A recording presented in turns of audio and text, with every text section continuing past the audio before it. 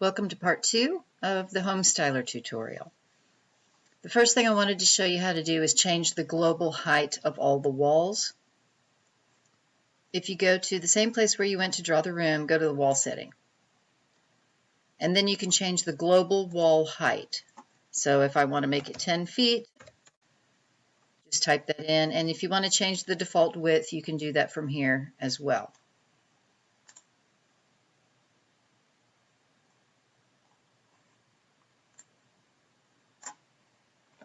Now, to make doors and windows, come over to the left-hand toolbar and go to the building icon, which looks like a shovel.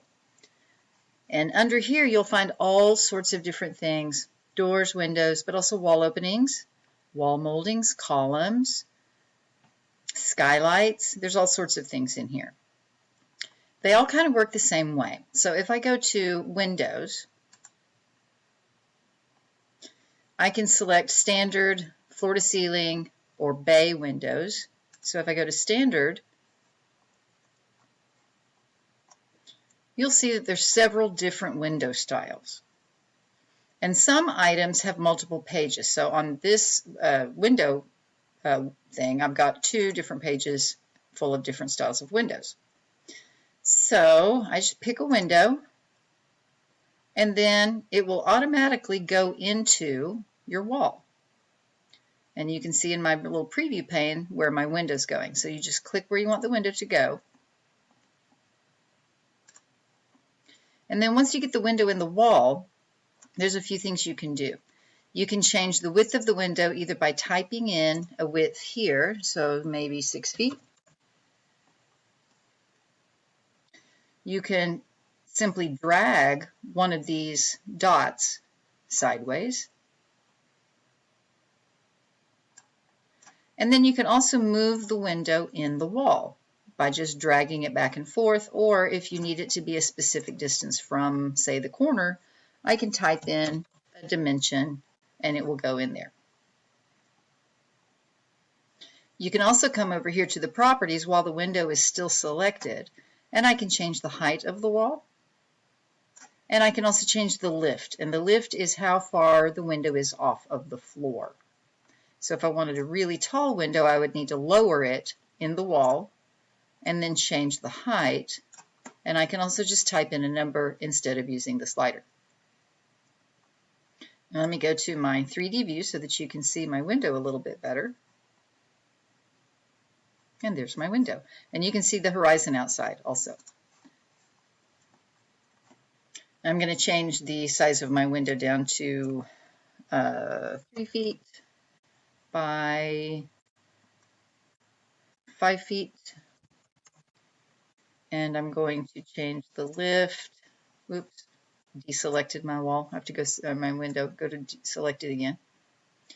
Now, if you want multiples, you don't have to go back over here and find it again, just copy and paste. So Control C to copy, click somewhere else, Control V, and you can copy and paste the same window over and over, Control V again, and I can make another one. And then you can space them out equally by typing in the same distance in between windows if you want to do that.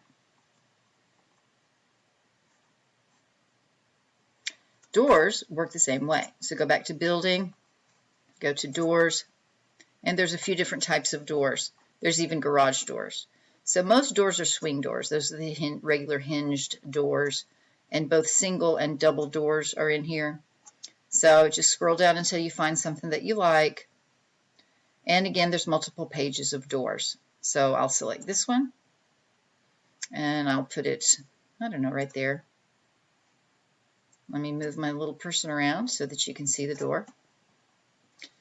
And again, you can change the width of the door. You can change the location of the door. It works just like putting the windows in. So I'll change that to a 3-foot opening. If you go higher than 3 feet, you really need to do a double door.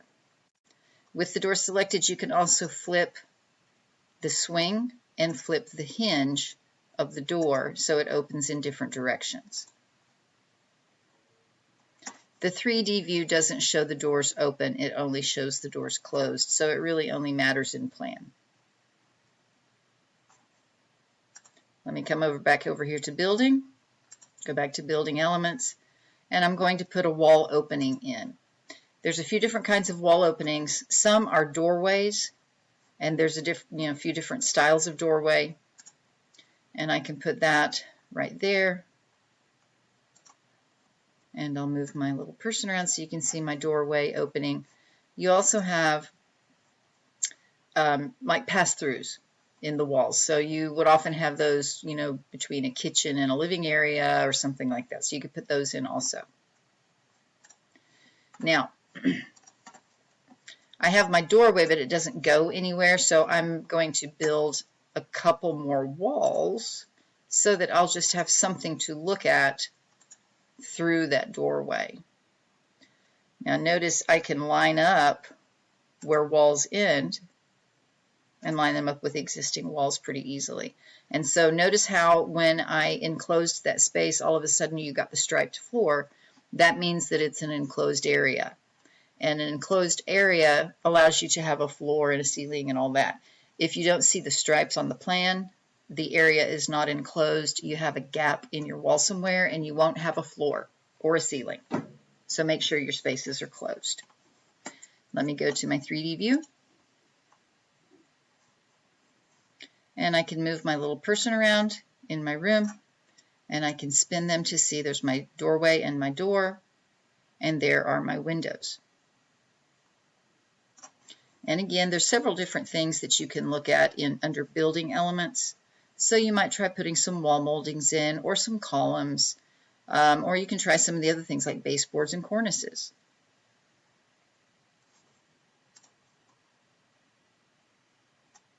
In the next part, I'll show you how to add furniture and materials.